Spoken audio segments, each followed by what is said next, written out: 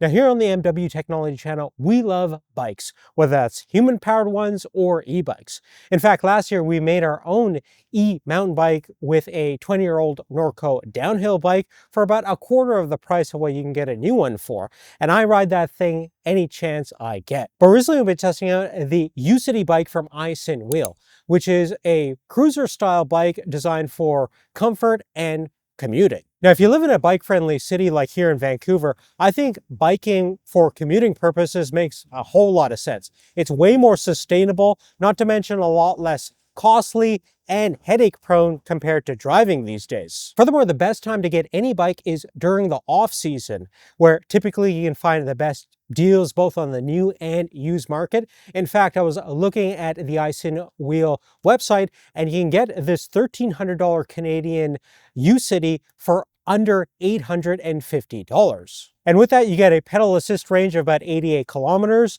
a battery that's integrated with a capacity of 375 watt hours, as well as a 750 watt rear hub motor, giving you the top speed of about 32 kilometers within the legal limit here in Canada. Now, we've been testing the Ucity out for the past couple of weeks. I want to share our experiences with you guys. Now, I'm an avid cyclist, both with manual and electric bikes, and I definitely think that biking in general is definitely the more sustainable transport option, not only for now, but certainly for the future, as congestion and the cost of vehicles, as well as the headache, as we mentioned before, goes up. Plus, I think e-bikes in general give you the best combination of practicality alongside the health benefits of having the light exercise, which is great for all ages. And certainly with bikes, if the battery runs out, you can always pedal your way back home or to your destination in an emergency situation, not to mention the cargo benefits. With this specific bike, you get mounting points for both a front rack and it comes with a rear rack as well. Now, firstly, let's talk about the assembly and unboxing process. Now,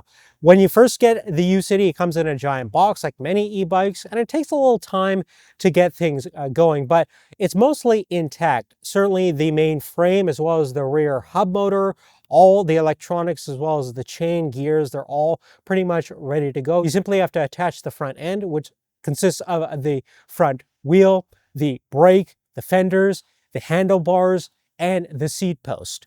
You also get some basic accessories, including a tire inflator, the charger for the battery, left-right pedals, as well as all the basic tools you need to get this thing on the road. After installing the battery, lubing up the chain, as well as adjusting the disc brakes front to back, it actually rode really well on the road and it shifted quite smoothly, and the motor was very smooth in terms of operation and quiet as well. Now, assembly is an involved process, but certainly not rocket science, and it took me about an hour and a half to get this thing from the box to the road. Now, the display that comes on the handlebars is very common amongst budget e-bikes like this. You basically have basic information about your battery life, the speed that you're going, trip information, as well as the different power levels that are offered from the battery and the motor. You can adjust the units from kilometers to miles an hour, as well as change the screen brightness and turn cruise control on and off. But other than that, the customizations on the display is pretty limited, but certainly adequate for basic needs. Now, aesthetically, I really do like the look of this Ucity, especially in its black finish with the tan accents.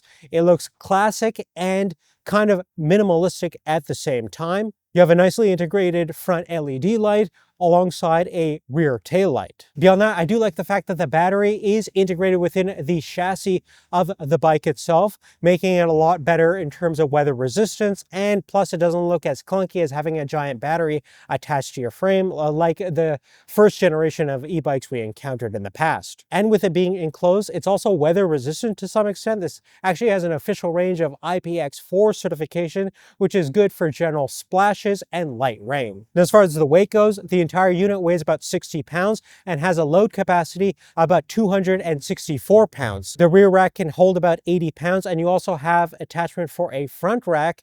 Now, you do want to be cognizant of how much you're loading this bike, especially if you're a delivery worker, but if you're as long as within that 264 to under 300 pound weight capacity, I think it should be okay since it is a pretty solid aluminum frame. Now, as far as the riding experience goes, you have both pedal assist options as well as throttle only in terms of propulsion.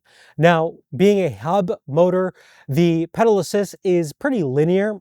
pretty much on and off when you start pedaling. It's not as progressive as natural feeling as a mid-drive system. And plus you do have some of the drawbacks of hub drives eventually breaking some spokes over time. I had an old GoTrax e-bike which would snap off many spokes after a couple of 100 kilometers of use. And that's just one of the downsides of using a hub drive on a traditional bicycle wheel that was never really designed to have that much torque put through the rear wheel. Now on the Ucity, the rear hub drive and the spokes do look a little bit more heavier duty, but only time will tell if they break over time, and certainly are vulnerable if you are going to be doing a lot of off-roading and jumping. We'll have to use this and see how it lasts over the months. Now on the right hand side, you do have a twist throttle, which is pretty easy to engage. Now I do have some criticisms with throttles on e-bikes in general, but I actually prefer a thumb throttle since you can use it a lot easier than a twist throttle, which has some issues, especially when going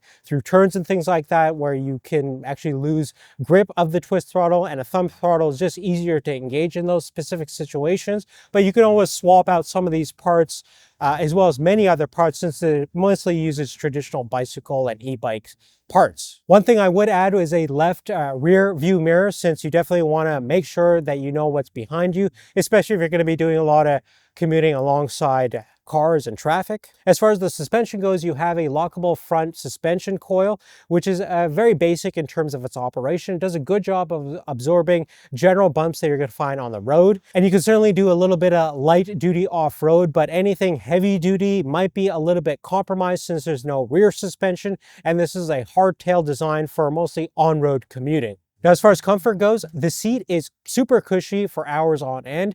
It is an adjustable seat post, so as long as you're 5'5" to 6 foot, you shouldn't have much of an issue riding this thing for long periods of time. Obviously, there's no specific frame sizes like many of these generic e-bikes and bicycles that you find from China, but certainly fairly ergonomically friendly for a relaxed riding position. Now, many of the bikes that I ride these days have an adjustable dropper post, which is super important, especially if you're going up hills and down hills, alongside just going on flat roads, since you're always adjusting your riding position. This doesn't come with an adjustable dropper post. That is an accessory that you can add to this, as well as add perhaps a remote dropper post, but as standard, it's just basically a locking post that you set one time. Now, as far as the real world range, as we mentioned earlier, this has a 374 watt-hour battery. That's actually kind of small, especially from what I'm coming from, which is larger e-bike batteries. But certainly with throttle only, I experienced about half its rated range of about 35 kilometers. That's just using the throttle, going through mixed terrain, as well as a lot of uphill slopes, downhill slopes, and I weigh about 180 pounds. So certainly not the 88-kilometer range that's rated for pedal assist only. I can imagine if you got that, if you're around 150 pounds going on a flat road surfaces in perfect weather conditions and going relatively slowly. But in real world circumstances, you could at least expect 30 to 60 kilometers of real world mixed range. Now, on the plus side of having the smaller battery is that the recharge time is relatively fast, around 4 to 5 hours, and you can actually buy multiple of these standardized integrated batteries and carry with you if you have a long commute or if you just want extra batteries for replacement purposes. Now, factor in the price of this bike, I think there's only 3 real major issues that I have with this thing. The first thing has to do with brakes. It utilizes mechanical disc brakes, which is fine for regular kind of like commuting style bikes, but I think for any e-bike, especially if you're going to go at those faster speeds of 32 kilometers an hour downhill, and if you're heavy, you do definitely want hydraulically actuated disc brakes, and it's certainly a cost reason why we have mechanically actuated ones on this thing. But if you want to upgrade the brakes, that is certainly a path forward, but what it comes with is adequate, but certainly not ideal in terms of safety. Furthermore, for delivery work, if you are going to be loading this thing at capacity, that might be certainly sketchy if you are a heavier rider yourself and you have both the rear rack as well as the front rack loaded up quite high, past 300 pounds, might be concerning, especially if you're going to deal with heavy loads. So that might not be ideal for that kind of commuting or work purposes with this specific frame of e-bike. And lastly, the throttle only battery range is quite limited. Again, if you're going to be a heavier rider, going up hills is going to be a challenge. Not to mention the smaller battery capacity is quite limiting for some commutes out there. But really on that, guys, that's really it. I definitely want to thank Isinwheel for giving us the opportunity to test out the Ucity. We're going to get a lot of use out of it. We've been riding throughout the winter season, and obviously going into spring and summer, we're going to have a ton of wheel time on this thing. So we'll keep you updated if needed. Check out the description down below for everything we've talked about, and give me a comment if you have any specific questions. If you're using an e-bike yourself, love to know what you guys are using, and make sure you're subscribed and have post notifications turned on. We'll see you real soon in the next one. Take care.